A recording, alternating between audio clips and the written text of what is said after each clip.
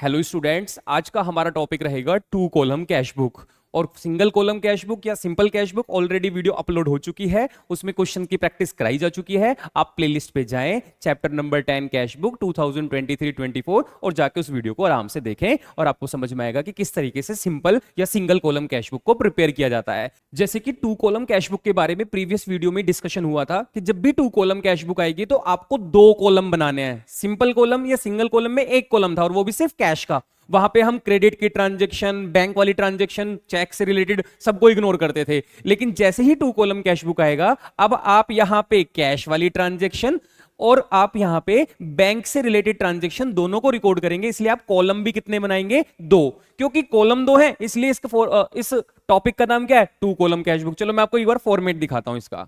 देखो two column cash book का format कैसा होता है। Date, particulars, LF, amount. Amount जैसे प्रीवियस वाले सिंगल कॉलम में अमाउंट था जो कि हमने कैश वाला माना था। अब कैश के साथ डेबिट साइड में बैंक और सेम चीज क्रेडिट साइड में भी कॉलम दो बनाना, एक कैश और एक बैंक। इस तरीके से डबल कॉलम आपको बनाने पड़ेंगे। Okay, very good. अब क्या करना है, तो जो हमारे पास क्वेश्चन है टीएस ग्रेवाल का question number 6, prepare two column cash book of Bimal Lucknow from the following transaction. Two column cash book बनाते हैं। सिंपल, रीजन सेम, करने का method same, concept same. Inflow होगा तो डेबिट साइड, आउटफ्लो होगा तो क्रेडिट साइड। क्यों? क्योंकि दोनों एसेट हैं, दोनों के ऊपर रियल अकाउंट वर्क करता है। डेबिट वट कम्स इन में डेबिट और क्रेडिट वट गोज आउट, जाते वक्त क्रेडिट। तो अगर हमारा ये फॉर्मेट आपके सामने लिखा हुआ है तो ये जो क्रेडिट साइड होती है इधर की तरफ कैश का जाना और डेबिट साइड कैश का आना रिकॉर्ड किया जाता है। Okay, nice. तो क्वेश्चन नंबर स्टार्ट करते हैं 6 को। 2022 लिखा हुआ है, आपके पास स्टार्टिंग हो रही है जून 1 से। कैश और बैंक दोनों के बैलेंस लिखे हुए हैं 15,000 और 17,500। देखो बच्चों, ये जो स्टार्टिंग में बैलेंस मिलते हैं आपको, इसका मतलब ये पिछले साल जो कैश बुक या पिछले महीने, जून से पिछले महीने में जो आपकी कैश बुक बनी होगी उसके ये बैलेंस सीडी रहे होंगे। तो आपके पास ये स्टार्टिंग में जब आपको मिल रहे हैं तो इसका मतलब ये बैलेंस बीडी है 2022 का। तो आपको इसको बैलेंस बीडी के नाम से लिखना होगा। बताओ, सीडी अगर क्रेडिट साइड होता है तो बीडी किधर की तरफ लिखा जाएगा? Debit side. आप कहोगे सर क्या पता डेबिट साइड सीडी हुआ हो, तो मैंने कहा कुछ नहीं पता चल रहा ना, डेबिट साइड हुआ था या क्रेडिट साइड। तो हम इन्हें अपना फेवरेबल एसेट का डेबिट बैलेंस होता है तो हम इन्हें डेबिट का ही मानकर चलते हैं। तो 5,000 और 17,500। चलिए बच्चों, आओ डेबिट साइड लिखना 2022 जून 1 और बैलेंस बीडी। कैश का बैलेंस आपको इन्होंने 5,000 दिया और बैंक बैलेंस इन्होंने आपको 17,500 दिया। आपने एक ही रो में लिख दिया, आपको अलग अलग नहीं लिखना। बैलेंस बीडी हो गया आपके पास। आगे बढ़ते हैं। जून 1 के बाद फिर लिखा हुआ है जून 5 को, cash receive from sale of personal asset. अपनी कुछ पर्सनल एसेट्स को सेल किया और उसको बेच के जो भी पैसा आया उसको बैंक में जमा करा दिया। कुछ कैश रिसीव हुआ था एसेट को बेच के और उस पैसे को बैंक में जमा करा दिया। पर्सनल एसेट का मतलब होता है ओनर ने, बिमल ने अपनी कुछ पर्सनल चीज सेल की और उसको सेल करने से जो उसको कैश मिला वो उसको लेके गया और उसने बिजनेस के बैंक में जमा करा दिया। तो आप मुझे बताओ, बैंक में इनफ्लो हुआ कितने रुपए का? 5,000 रुपीज का। तो बैंक में इनफ्लो हुआ तो बैंक में लिखेंगे 5,000। रीजन क्या लिखोगे बच्चों? ओनर ने अमाउंट लगाया है और जब भी मालिक बिजनेस में पैसा लगाता है तो क्या बोला जाता है? Capital account. कौन सी डेट पर बेच दिया था उसने? चेक कर लेते हैं एक बार, जून 5। नेक्स्ट ट्रांजेक्शन पे आते हैं।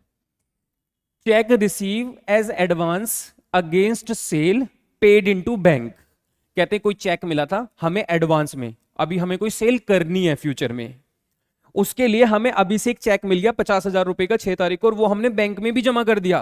अब बताओ बच्चों, अगर बैंक में जमा किया होगा तो 50,000 रुपए तो बैंक में आ गए होंगे। आप कहोगे सर 1-2 दिन तो लगता है। बच्चों वो लगता है, लगता रहे। हमने बैंक में डाल दिया तो हमें लगेगा हमारे अकाउंट में पैसा आ गया, हम उसको रिकॉर्ड कर लेंगे। तो हमने 50,000 रिकॉर्ड किया जून 6 को। और रीजन क्या है? Advance for sale. आपने सेल के लिए एडवांस पकड़ लिया है, ये एडवांस फॉर सेल लिख दिया आपने। Very good. आगे बढ़ते हैं। लिखा हुआ है पेड टू एस बॉस। आपने एस बॉस को पे किया चेक 12,500 रुपए का और आपको डिस्काउंट मिला 200 रुपए का। देखिए जी, जो डिस्काउंट रिसीव हो या डिस्काउंट अलाउड हो, आपको डिस्काउंट से अब कोई लेना देना नहीं है। आपको लेना देना किस चीज से है कि आपने अगर एस बॉस को चेक दिया तो आपके पास से कैश चेक दिया है तो मतलब बैंक से पैसा कट गया होगा 7 तारीख को, तो आप आउटफ्लो पैसा जाने वाली साइड आए क्रेडिट साइड और आप लिखें आपके पास से 12,500 रुपए गए। कौन सी डेट पर गए? जून 7 में। तो आप लिखेंगे जून 7 को आपने 12,500 दिए बाई एस बोस को, तो एस बोस लिखें और 12,500 लिखें, दैट्स इट। 200 रुपए डिस्काउंट रिसीव, 200 रुपए डिस्काउंट अलाउड। आपको कभी मिलता है, जैसे अभी मिला या आगे मिलता है, आप उसे इग्नोर करें क्योंकि डिस्काउंट का हमारे पास कोई कॉलम नहीं है। आप क्योंकि सर इसमें से माइनस कर दो, मैंने कहा बच्चे माइनस करने के बाद है ये 12,500 अलग है और 200 रुपए अलग है, ठीक है। कहते हैं paid wages in cash, cash में वेजेस पे किए 3,000 रुपीज, कैश गया होगा अब की बार, तो 3,000 रुपीज कैश क्रेडिट कर दो, जा रहा है cash outflow. Reason wages, account लिख लो। डेट चेक करनी पड़ेगी, डेट कितनी लिखी हुई है? 9 तारीख को, तो 9 जून को आपने वेजेस पे कर दिए। आगे बढ़ते हैं। रिसीव अ चेक फ्रॉम ए मुखर्जी, आपको ए मुखर्जी से एक चेक मिला और आपने उसे बैंक में सेंड कर दिया, ठीक है। 6,000 रुपए का 20 तारीख को एक चेक मिला।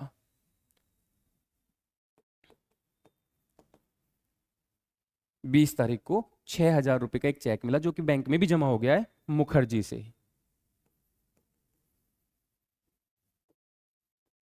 इनफ्लो माना जाएगा और डेबिट साइड रिकॉर्ड हो जाएगा, 6,000 रुपीज रिकॉर्ड हो गए।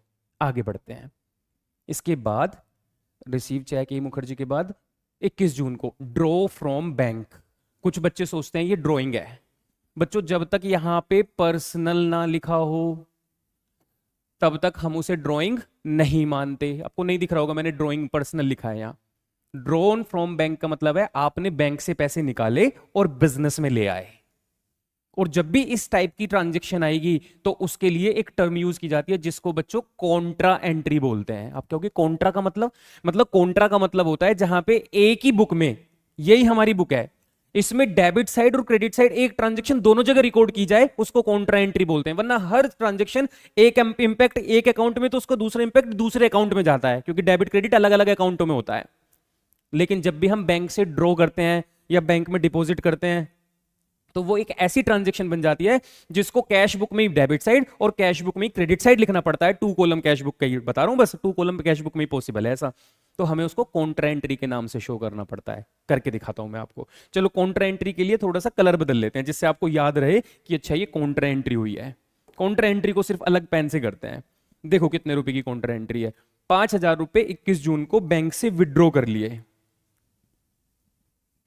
जून 21 आप बताओ बैंक से निकाले होंगे तो बैंक से आउटफ्लो 5,000 रुपए, बैंक से पैसा निकला कैश की वजह से। और यहां पे जो JLF का कॉलम है ना यहां पे कैपिटल C लिख देना। कैपिटल C का मतलब ये कॉन्ट्रा एंट्री है।